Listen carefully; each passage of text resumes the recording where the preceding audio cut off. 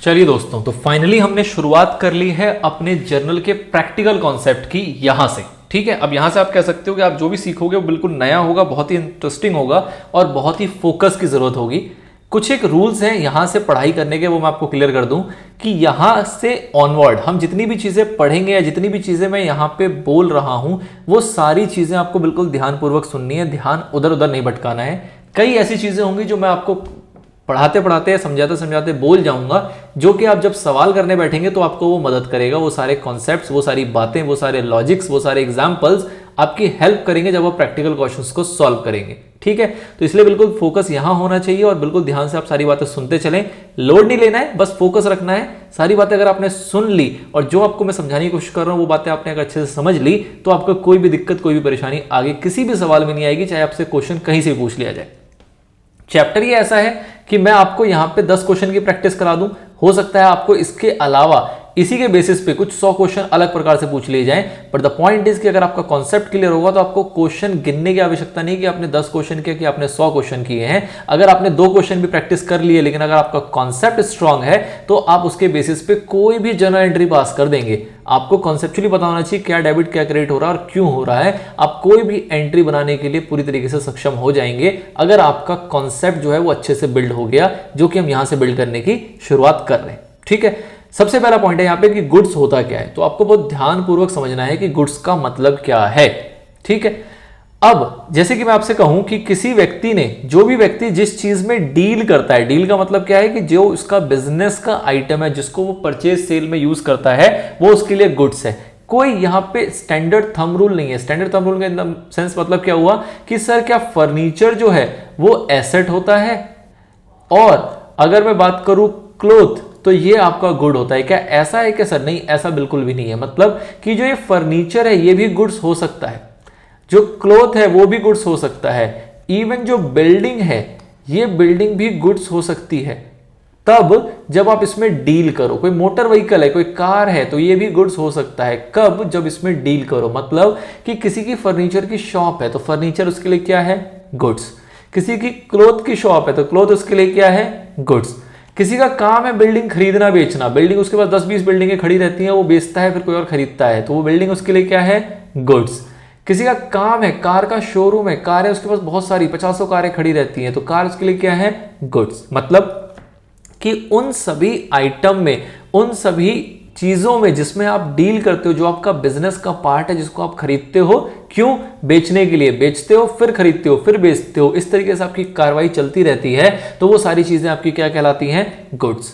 लेकिन जब इन्हीं में से कुछ आइटम आप उसको यूज करते हो, बिजनेस में अपने यूज करते हो, अपने बिजनेस को चलाने के लिए यूज करते हो, बिजनेस को एक्सपेंड करने के लिए यूज करते हो, और इन चीजों को आप बेचने के लिए नहीं खरीदते हो, तो ये सारी चीजें क्या बन जाती हैं? आपकी एसेट्स। ये सारी चीजें क्या कहला जाती हैं?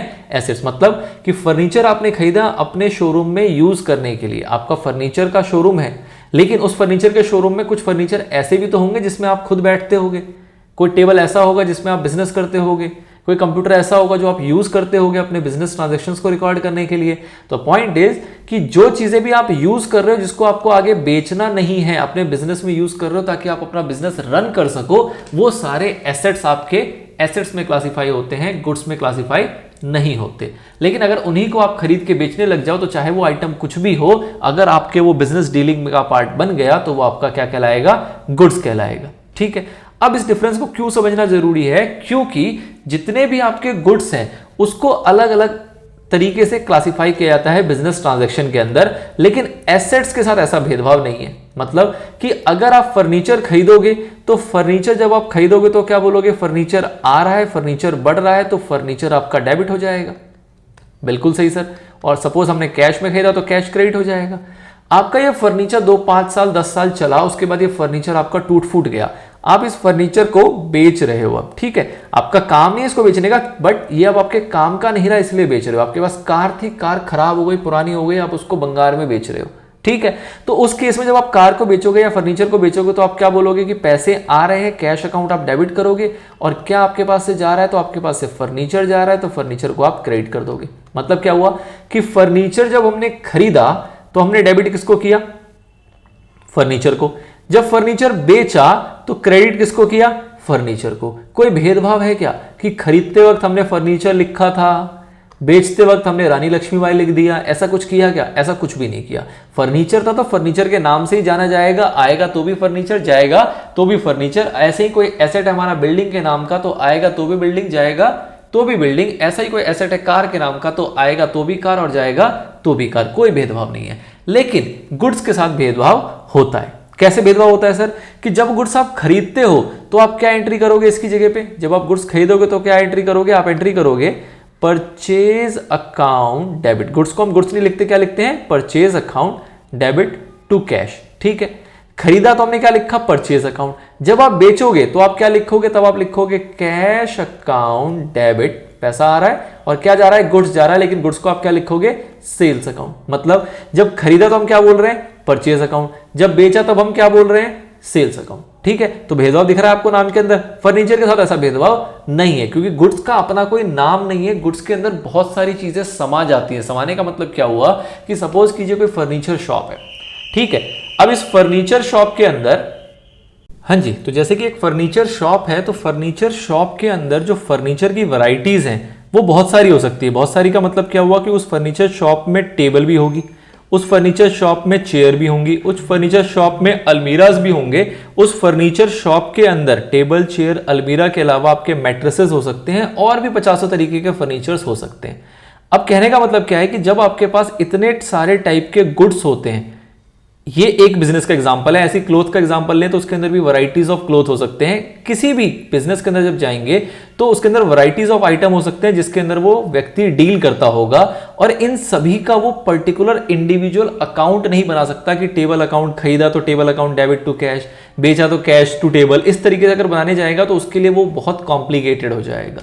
इसलिए उसको सिंपली किस तरीके से डिफाइन किया जाता है कि भैया जो भी आपके पास सामान है जिसमें आप डील करते हो, all these are what? Goods.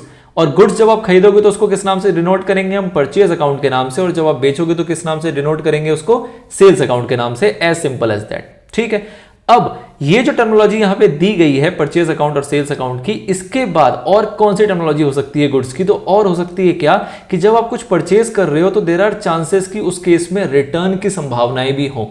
तो जब आप रिटर्न करोगे तो उस केस में क्या होगा? जब आपने परचेज किया तो purchase account debit to cash था, सामान आ रहा था, गुड्स आ रहा था, डेबिट किया, पैसे जा रहे थे, क्रेडिट किया। जब इस सामान को आप लौटाओगे तो क्या होगा? जब आप इस सामान को लौटाओगे तो उस केस में इसका उल्टा ट्रांजैक्शन हो जाएगा। आपके पास आपका पैसा वापस आएगा अगर आपने कैश में किया है ट्रांजैक्शन, तो कैश अकाउंट डेबिट। और टू, जो गुड्स आपने खरीदा था वो चला जाएगा। अब जब गुड्स जा रहा है तो उसका नाम कुछ और हो। अब जब ये गुड्स जा रहा है तो इस गुड्स का नाम कुछ और रखेंगे। इसका नाम क्या रखेंगे? Purchase return account. ठीक है, ये यूनिकनेस है। जब हम खरीद रहे हैं तो जो ट्रांजैक्शन हो रही है उसका नाम रखेंगे परचेज अकाउंट। जब हम बेच रहे हैं तो हम सेल कर रहे हैं तो सेल अकाउंट। जब हम परचेज रिटर्न कर रहे हैं, गुड्स जा यहां पे भी रहा है, गुड्स जा यहां पे भी रहा है। यहां पे जाने का कारण क्या है? सेल। और यहां पे गुड्स जाने का कारण क्या है? Purchase return. तो ये डिफरेंस है, इस वजह से जिसका जो नेचर है उसको उसी नाम से उसका अकाउंट मेंटेन किया जाता है। ऐसी अगर सेल्स रिटर्न होगा तो सेल्स रिटर्न में आपके पास सामान वापस आ रहा है, जो आपने सेल किया था वो सामान लौट के आ रहा है। तो जब सामान आएगा तो आपका गुड्स डेबिट होगा, उसको हम लिखेंगे किसके नाम से? सेल्स रिटर्न अकाउंट के नाम से डेबिट। और उस केस में आपको जो पैसा आया था वो आपको लौटाना पड़ेगा अगर आपने कैश में ट्रांजैक्शन किया है तो। ठीक है, अब गुड्स यहां पे भी आ रहा है और गुड्स आपके परचेज के केस में भी आ रहा था, लेकिन ये आपका ओरिजिनल परचेज था और ये आपने परचेज नहीं किया, ये आपने जो बेचा था वो सामान आपके पास लौट के आया है, इसलिए उसको क्या नाम देते हैं हम? सेल्स रिटर्न का। ठीक है, अब ये जो चारों ट्रांजैक्शन आपकी हुई, चाहे आपका वो परचेज था, चाहे आपका वो परचेज रिटर्न था, चाहे आपका सेल्स था, चाहे आपका सेल्स रिटर्न था, इन चारों ट्रांजैक्शन को जब आप नेट करोगे तो आपका एट लास्ट कुछ ना कुछ गुड्स बचेगा। मतलब कि आप कुछ खरीदोगे, कुछ बेचोगे, कुछ रिटर्न होगा, कुछ आप बेचोगे और कुछ बेचा हुआ आपका रिटर्न आ जाएगा। लेकिन एट लास्ट जब आपका साल का अंत आएगा या फिर कोई भी पीरियड जब आप क्लोज करोगे तो उस पीरियड के एंड में आपके पास कुछ ना कुछ गुड्स बचा रह जाएगा। इन खरीदने बेचने को नेट करने के बाद, इसका हिसाब करने के बाद जो आपका गुड्स एंड में बच जाता है उसको हम किस नाम से डिनोट करते हैं? उसको हम कहते हैं स्टॉक। उसको हम क्या बोलते हैं? Stock account. और ये बचा हुआ आपका एसेट है, बचा हुआ स्टॉक है जो कि आप करंट एसेट में लिख के चलते हो। ठीक है, तो this is all about the goods की सारी बातें हमने यहाँ पे मोटे मोटे तौर पे डिस्कस की कि गुड्स में किस तरीके से हम क्या एसेट्स में जाता है, क्या गुड्स में जाता है, क्या चीजें क्यों गुड्स में जाती हैं, और गुड्स को फर्दर हम कितने अकाउंट्स में क्लासीफाई कर सकते हैं। तो हम 5 अकाउंट में क्लासीफाई कर सकते हैं। परचेज अलग जब परचेज करेंगे, परचेज रिटर्न अलग है। सेल्स अलग जब सेल्स करेंगे, और सेल्स रिटर्न जो है वो अलग है। और इन चारों के अलावा जो लास्ट में बच जाता है, जो इसका क्लोजिंग फिगर आता है, उसको हम बोलते हैं स्टॉक अकाउंट। ठीक है, तो this is all about in terms of goods. अब इसी चीज को फटाफट से एक बार डिकोड कर लेते हैं अपने नोट्स के अनुसार कि गुड्स जिसको हम परचेज करते हैं रीसेल करने के लिए, उसको हम गुड्स बोलते हैं। इन अदर वर्ड्स, गुड्स वो कमोडिटी है जिसमें बिजनेस जनरली डील किया करती है। एक एग्जांपल के तौर पे अगर कोई क्लॉथ मर्चेंट है और वो क्लॉथ परचेज करता है, तो उसको हम क्या बोलते हैं, उसको हम गुड्स बोलते हैं, और उसको हम परचेजेस के अंदर लेके चलते हैं। ठीक है, वही अगर क्लॉथ मर्चेंट बात करें, अगर कोई फर्नीचर परचेज करेगा, जैसे कि उसने सोफा सेट वगैरह परचेज किया, चेयर परचेज किया, तो उसको हम क्या बोलेंगे, फर्नीचर बोलेंगे। उसको हम परचेज में लेके नहीं जाएंगे। क्यों? क्योंकि उसने एसेट परचेज किया, और एसेट जब आप खरीदते हो तो भी एसेट के नाम से लिखते हो, जब आप बेचते हो तो भी एसेट के नाम से लिखते हो। अलग अलग नाम उसके लिए यूज नहीं किया जाता। ठीक है, तो एसेट जो हमने परचेज किया उसको हम फर्नीचर अकाउंट से लिखेंगे, ना कि परचेज अकाउंट से लिखेंगे। ठीक है, it means that the purchase of asset are not termed as purchases in accounting terminology. मतलब कि आप कोई एसेट खरीदते हो तो उसको आप परचेजेस में लेके नहीं जाते हो। क्यों? क्योंकि उसको आपने सेल करने के लिए नहीं खरीदा है। उस एसेट को उस एसेट की आइडेंटिटी के साथ ही रिकॉर्ड किया जाता है। एसेट की वैरायटी कंपैरेटिवली कम होगी, गुड्स की वैरायटी कंपैरेटिवली ज्यादा होती है। इसलिए गुड्स को आप समराइज कर देते हो किसके अंदर, परचेजेस के अंदर। बट एसेट सारे के सारे डिस्टिंक्ट नेचर के हैं, और उसको आप वन बाय वन अलग अलग अपने अपने नाम से क्लासिफाई करते हो, अपने अपने नाम से उसके अकाउंट्स ओपन करते हो, और उसके अकॉर्डिंग उसको रिकॉर्ड करके चलते हैं। चाहे वो फर्नीचर हो, चाहे वो बिल्डिंग हो, चाहे वो मशीनरी हो, चाहे कोई और ऑफिस इक्विपमेंट हो, कुछ भी हो। ठीक है, गुड्स को हमने देखा कि गुड्स को कितने अकाउंट्स में क्लासिफाई किया जा सकता है। तो हमने 5 अकाउंट देखे। पहला था आपका परचेज अकाउंट। जब भी किसी गुड्स को आप परचेज करते हो तो आप किसको डेबिट करते हो, परचेज अकाउंट को डेबिट करते हो। रूल क्या है वो आपको पता है कि परचेज आपके पास आ रहा है, नॉमिनल अकाउंट का रूल लगेगा। परचेज आपका एक प्रकार का एक्सपेंस है। परचेज क्या है, एक प्रकार का एक्सपेंस, और सारे एक्सपेंस डेबिट होते हैं एज पर नॉमिनल अकाउंट। तो उस हिसाब से आप इसको डेबिट कर देते हो, और आप यहाँ पे परचेज यूज वर्ड करके रखते हो। नॉमिनल अकाउंट का रूल क्या होता है, debit all the expenses and losses. Sales की बात करें तो सेल्स आपकी एक प्रकार की इनकम है, इसलिए आप सेल्स को क्रेडिट करते हो। और क्या वर्ड यूज करते हो, सेल्स अकाउंट। ये भी गुड्स है, लेकिन जब सेल कर रहे हैं तो इसका नेचर क्या हो गया, सेल का नेचर हो गया, इसलिए इसको सेल अकाउंट के नाम से क्रेडिट किया जाता है। रूल अगेन सेम है इसके अंदर, credit all the incomes and gains nominal account में फॉल करता है, इसलिए इस पे रूल अप्लाई होता है। परचेज रिटर्न परचेज का जस्ट अपोजिट हो गया। जब परचेज आ रहा था तो हमने उसको डेबिट किया था, अब हमारे पास से सामान जा रहा है, मतलब परचेज का जस्ट अपोजिट हुआ है, तो अपोजिट रूल लगेगा। यहाँ पे परचेज में हमने डेबिट किया था, तो परचेज रिटर्न को आप क्रेडिट करते हो। परचेज रिटर्न को एक और नाम से जाना जाता है, जिसको बोलते हैं रिटर्न आउटवर्ड। आउटवर्ड कैसे, कि आपके पास से सामान जो है वो वापस लौट के जा रहा है, आउट हो रहा है। और वही जब सामान आपके पास वापस लौट के आता है तो हम बोलते हैं सामान इन हो रहा है, इसलिए इसको रिटर्न इनवर्ड कहते हैं। तो सेल्स रिटर्न रिटर्न इनवर्ड के नाम से भी जाना जाता है, और परचेज रिटर्न जो है वो रिटर्न आउटवर्ड के नाम से जाता है। अगेन यहाँ पे एक नॉमिनल अकाउंट का ही रूल लगेगा। परचेज आपका एक्सपेंस होता है तो एक्सपेंस को डेबिट करते हो, लेकिन यहाँ पे आपका एक्सपेंस कम हो रहा है। परचेज अगर आपने 100 रुपए का किया था और 5 रुपए का रिटर्न कर दिया, तो आपने कहा था कि एक्सपेंस आपका 100 का हुआ, लेकिन 5 से एक्सपेंस को रिड्यूस करना है। तो जो एक्सपेंस का करने के वक्त आपने इसको डेबिट कर दिया था, अब आपको रिड्यूस करने के लिए इसको क्या करना पड़ेगा, क्रेडिट करना पड़ेगा। सिंपल टर्म में आप कह सकते हो कि जो रूल आपने इस पे लगाया था उसका अपोजिट इस पे लगाना है, जो रूल आपने सेल्स में लगाया था उसका अपोजिट आपको सेल्स रिटर्न में लगाना होता है। और इन चारों को जब नेट करते हो तो आपका फर्दर क्लासिफिकेशन जो होती है वो किसमें होती है, स्टॉक अकाउंट के अंदर, जिसको हम कहते हैं कि आपके गुड्स का बैलेंसिंग फिगर है, क्लोजिंग बैलेंस है एक तरीके से। ठीक है, चलिए ये हो गई पूरी पूरी गुड्स की चर्चा। अब इसकी चर्चा के अंदर जब भी किसी ट्रांजैक्शंस को आप रिकॉर्ड करने जाओगे तो आपको ये समझना जरूरी है कि वो जो परचेज या सेल की ट्रांजैक्शन हुई है वो कैश में हुई है या फिर वो ट्रांजैक्शन हुई है क्रेडिट के अंदर। अब ये कैसे आइडेंटिफाई हो, या तो क्वेश्चन चीख के खुद ही बताएगा कि वो ट्रांजैक्शन कैश में है या क्रेडिट में है। अगर क्वेश्चन डायरेक्टली कह रहा है, खुद ही इंप्लाइडली उसके अंदर ये सेंटेंस या वर्ड लिखे हुए हैं कि कैश में ट्रांजैक्शन हुई है, कोई दिक्कत नहीं है, अकॉर्डिंगली आप एंट्री करोगे। जैसे कि परचेज किया है कैश में तो एंट्री क्या होगी, purchase account debit to cash. अगर आपने सेल किया है कैश में तो एंट्री क्या होगी, cash account debit to sales. वैसे ही क्रेडिट होगा तो क्रेडिट में आप कैश की जगह पे उसका नाम लिख दोगे जो भी पार्टी इन्वॉल्व होगी, और अगर नहीं पार्टी का नाम दिया हुआ है तो आप डेटर या क्रेडिटर का वर्ड यूज कर लोगे। ठीक है, ये चीजें हम पीछे थोड़ा बहुत देख चुके हैं, बाकी आगे हम इसको और डिटेल में देख लेंगे। यहां पे हम इंपॉर्टेंट कंसिडरेशन में क्या देख रहे हैं कि अगर कुछ चीजें ना गिवन हो तब क्या करना है। अगर क्लियरली पता है कैश तो आपको पता है कैश की एंट्री क्या होती है, अगर क्लियरली पता है क्रेडिट तो आपको पता है कि क्रेडिट में ट्रांजैक्शन कैसे रिकॉर्ड किया जाता है। बट कुछ एक आपके इंप्लाइड रूल है जब आपको ट्रांजैक्शन क्लियर ना हो।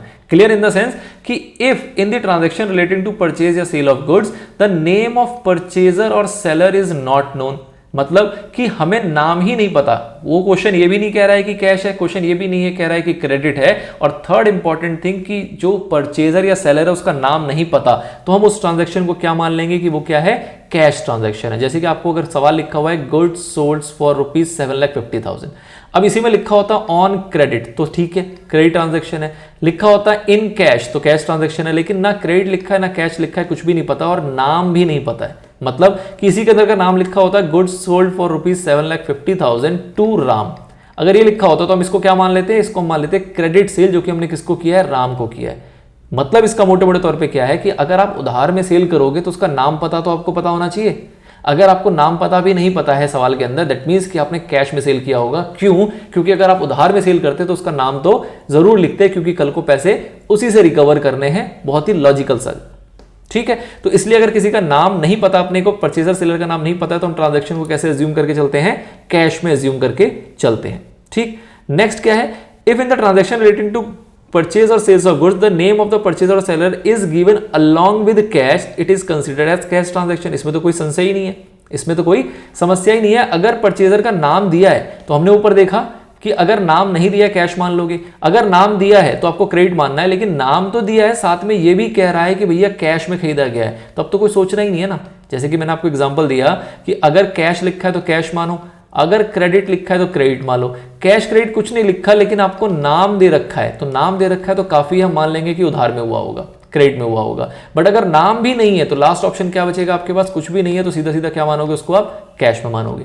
यहां कह रहा है कि नाम दिया हुआ है लेकिन ये भी लिखा है कि कैश में हुआ है, कुछ एज्यूम करने की जरूरत ही नहीं है। जब कैश में हुआ है तो कैश में हुआ है। जैसे कि goods sold to Gopal for cash, तो कैश में हुआ है तो इसको कैश ट्रांजैक्शन आप मान के इसकी रिकॉर्डिंग करेंगे। Now if in the transaction relating to purchase or sales of goods the name of purchaser or seller is given and it is not stated whether it is cash or credit transaction, नाम दिया है लेकिन cash credit नहीं लिखा हुआ, it is considered to be credit transaction। Example दिया था मैंने आपको, कैश पता है ठीक है, क्रेडिट पता है नहीं पता ठीक है, और अगर ये दोनों नहीं पता तो आप क्या मानते हो कि क्रेडिट ट्रांजैक्शन है, और अगर कैश लिखा हुआ है चीख चीख के तो आप क्या मानते हो, कैश ट्रांजैक्शन है, अगर नाम नहीं दिया हुआ है तो। बट नाम दिया हुआ है, जैसे कि एग्जांपल है कि नाम पता है और ये नहीं लिखा कि कैश है या क्रेडिट है, तो हम क्या एज्यूम करते हैं, उसको क्रेडिट ट्रांजैक्शन यूज करके चलते हैं। जैसे कि गुड सोल्ड टू गोपाल, तो हम मानेंगे कि ये जो सेल हुआ है ये कैसे हुआ है, ये आपका क्रेडिट में हुआ है। क्यों? क्योंकि नाम पता है। ठीक है, नाम पता है मतलब हमने उधार में इसको सेल किया होगा और कैश के लिए चीख चीख के नहीं बता रहा है। तो ये कुछ एक इंप्लाइड एजम्पशंस हैं जो आपको ट्रांजैक्शंस रीड करते वक्त ध्यान में रखने हैं कि अगर कैश में दिया है कैश ट्रांजैक्शन है, क्रेडिट चीख चीख के कह रहा है तो क्रेडिट ट्रांजैक्शन है, अगर कैश क्रेडिट दोनों नहीं कह रहा लेकिन आपको नाम पता है तो आप उसको क्रेडिट एज्यूम करोगे, और अगर कैश भी नहीं पता, क्रेडिट भी नहीं पता, नाम भी नहीं पता, तो हम उसको कैश में एज्यूम करते हैं। इतनी सी बात है। आप इस थ्योरी को ना भी पढ़ें, इतनी सी बात ध्यान रखें, कैश लिखा है तो कैश ट्रांजैक्शन रिकॉर्ड करेंगे, क्रेडिट लिखा है क्रेडिट ट्रांजैक्शन रिकॉर्ड करेंगे।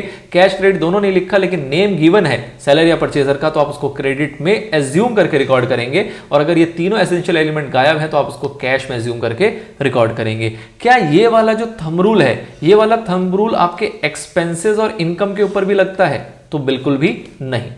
क्या ऐसा थंब रूल आपके एक्सपेंस और इनकम पे भी लगता है? तो ऐसा बिल्कुल भी नहीं है। एक्सपेंस और इनकम में ये थंब रूल नहीं लगेगा। ये थंब रूल सिर्फ और सिर्फ किसके लिए है? परचेज और सेल के लिए है। मतलब ये थंब रूल सिर्फ और सिर्फ गुड्स एंड रिलेटेड ट्रांजैक्शंस के लिए है। जो गुड्स से रिलेटेड ट्रांजैक्शंस है उस पे ये थंब रूल लगेगा, एक्सपेंसेस पे नहीं लगेगा। मतलब कि अगर कोई खर्चा आप पे कर रहे हो और उसके लिए आपको कोई नाम भी लिखा हो तो वो इररेलेवेंट हो जाता है। फॉर एग्जाम्पल, आपने सैलरी पेड किया आरुषि को, तो यहां पे सैलरी ही रहेगा आपका, आरुषि से कोई फर्क नहीं पड़ता क्योंकि सैलरी आपने पे कर दिया। ठीक है, तो इसकी एंट्री क्या होगी? सैलरी टू कैश ही होगा, आरुषि टू कैश नहीं होगा। कहने का मतलब क्या है कि कभी भी कोई एक्सपेंस या इनकम होता है तो हमेशा एक्सपेंस ही डेबिट होगा। एक्सपेंस की जगह पे नाम डेबिट कभी भी नहीं होगा, चाहे नाम गिवन हो चाहे नाम गिवन ना हो, क्योंकि कोई भी एक्सपेंडिचर जो है वो आपका क्रेडिट में नहीं हो सकता। परचेज सेल क्रेडिट में होगा, समझ में आता है, लेकिन एक्सपेंडिचर क्रेडिट में आपका नहीं होगा, नाम उसका आप कभी नहीं लिखते हो। ये हो सकता है कि एक्सपेंडिचर आपका आउटस्टैंडिंग हो, उस केस में भी आपका डेबिट तो एक्सपेंडिचर ही रहता है, आप क्रेडिट में आउटस्टैंडिंग एक्सपेंस लिख देते हो। क्रेडिट में क्या करते हो?